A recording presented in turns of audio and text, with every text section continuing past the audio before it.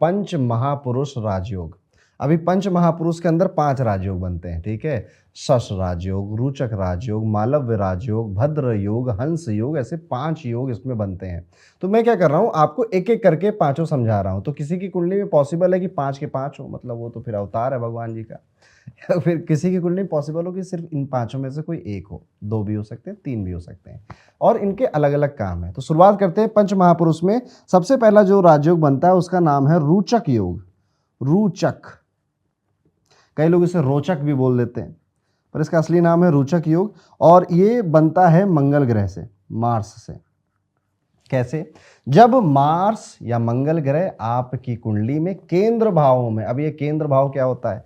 केंद्र भाव का मतलब ये वाला हाउस, ये वाला हाउस, ये वाला हाउस, ये वाला हाउस, यानी कि पहला घर, चौथा घर, 7वां घर, 10वां घर, इन्हें हम एक शब्द में केंद्र भाव बोलते हैं। तो अगर आपकी कुंडली में मंगल केंद्र भाव में 10 नंबर की राशि में बैठा है, 1 नंबर की राशि में बैठा है, या फिर 8 नंबर की राशि में बैठा है, तो इसे बोला जाएगा कि आपके पास रोचक, बधाई हो, रोचक राजयोग है। करता क्या है?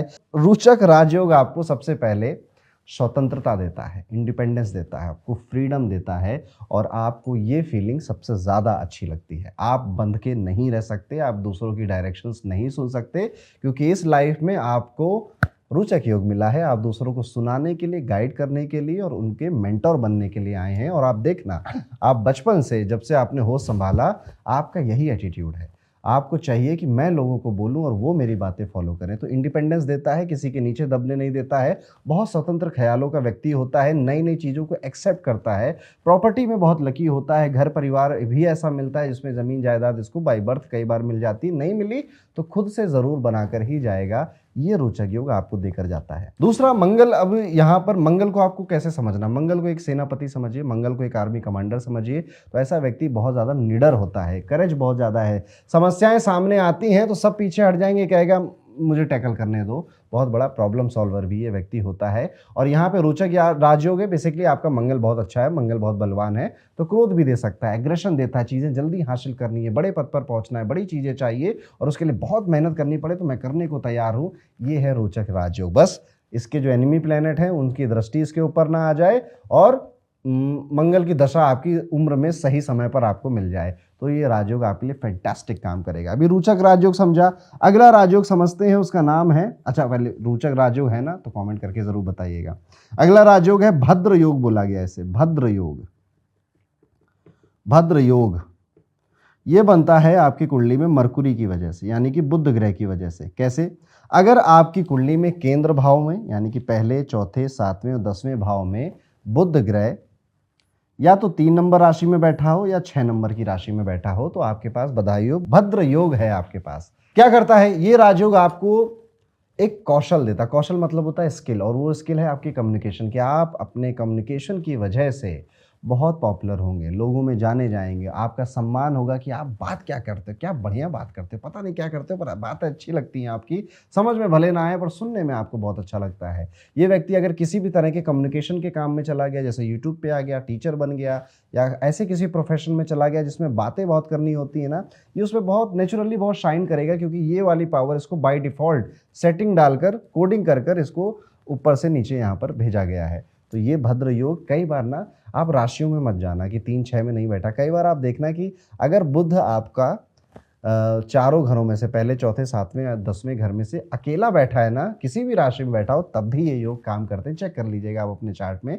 और जितने भी मैं पंच महापुरुष के योग आपको बता रहा हूँ सारे ऐसे काम करते हैं। तो ये हो गया भद्र योग, आपको कम्युनिकेशन की पावर देता है, व्यवसाय अच्छा देता है, एजुकेशन में बहुत स्मार्ट बनाता है आपको, और आप अपनी तरफ से दूसरों को भी एजुकेट करने की कोशिश करते रहते हैं। ये भद्र योग की आपकी विशेषताएं हैं। चलिए अब एक और राजयोग की बात की जाती है जिसका नाम है मालव्य योग। ये पैसा वैसा खूब देता है, ठीक है। मालव्य योग, इसको हिंदी में लिखूंगा मैं, इसको मालव्य ऐसे लिखा जाता है, और योग आगे लगा देंगे। किसकी वजह से बनता है? वीनस, यानी कि शुक्र की वजह से ये योग आपको अपनी जिंदगी में मिलता है। कैसे?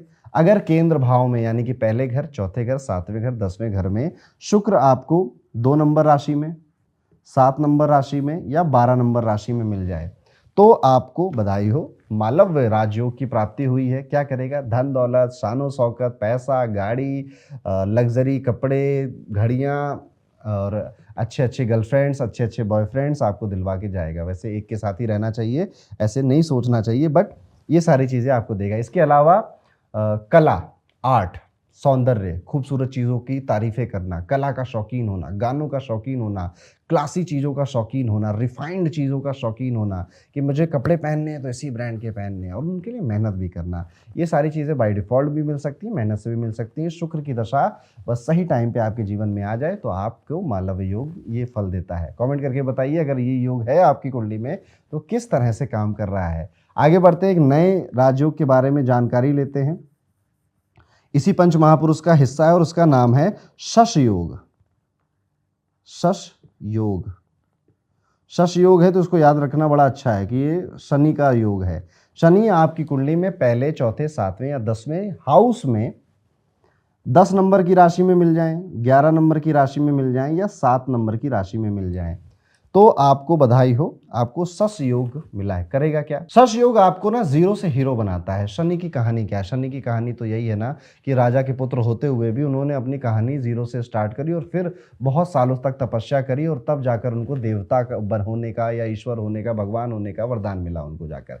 यही कहानी आपकी भी है कि आप हो सकता है कि एक रिसोर्सफुल फैमिली में पैदा हो या ना पैदा हो, स्टार्टिंग आप खुद जीरो से ही करोगे। कई बार ना लोग बड़े बड़े घरों में पैदा होते हैं लेकिन उनके मन में ये भावना आ जाती है ना कि यार ये सब तो मुझे बना बनाया मिला है, मैं खुद का कुछ करूंगा। ये शश योग की निशानी है और कई बार कुछ नहीं होता तब तो जीरो से स्टार्ट करना ही है, पर जीरो से हीरो जरूर बनोगे, रंग के एक ना एक दिन राजा जरूर बनेगा। ये शश योग आपकी कुंडली में डिफाइन कर रहा होता है। ऐसा व्यक्ति आपको बड़ा हार्ड वर्किंग मिलेगा, मेहनती मिलेगा, रात में भी अगर कोई काम है तो करने वाला मिलेगा, आपको ना रिस्पॉन्सिबल बहुत मिलेगा और इधर उधर भागता हुआ, काम करता हुआ, काम की इंपॉर्टेंस, पैसे की इंपॉर्टेंस दोनों को समझता हुआ ये व्यक्ति मिलेगा। बस सही समय पे आपकी 7.5 आ जाए, ढैया आ जाए या फिर शनि की महादशा आ जाए, दशा आ जाए, ये योग अपना काम करना शुरू कर देगा। तो ये था शश योग। आप कमेंट करके बताइएगा कि आपकी कुंडली में है, कैसे काम कर रहा है। इसके अलावा अभी 4 योग हो गए ना, 5वां योग हमारा जो बचा उसका नाम है हंस योग। हंस योग बनता किससे? जुपिटर से। जुपिटर यानी कि गुरुदेव बृहस्पति।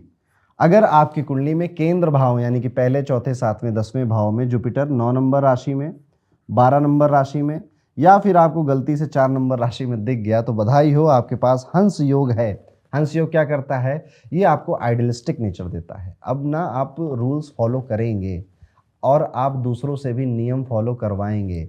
यहाँ पर अगर आपके मेंटर, टीचर, गाइड या सीनियर ने, बॉस ने कोई एडवाइस दी है, कोई सलाह दी है तो आप लाइन टू लाइन चलने की कोशिश करेंगे। आप चाहेंगे ना कि मेरे काम में ना एथिक्स ज़रूर इन्वॉल्व हों, मैं ना कोई भी ऐसा अनएथिकल काम ना करूं, मैं हर वो काम करूं जिससे ना समाज को एक एग्जाम्पल मिले, एक आइडियलिज्म तैयार होकर मिल जाए। कई बार फंसते भी हैं ये लोग इस चीज़ में और कई बार इनकी इमेज, अब आप सोचो अगर कोई व्यक्ति इस तरह की सोच रखता है उसकी इमेज कितनी अच्छी होगी। उसकी इमेज ऐसी होगी कि अच्छा आदमी है, अच्छा काम करता है, इस तरह की उसकी इमेज होगी। और जुपिटर है तो ज्ञान, नॉलेज, लोगों को समझाना, काउंसलिंग करना, ये इनहेरिट आपको अपने नेचर में मिलता है। तो ये हो गया आपका हंस योग।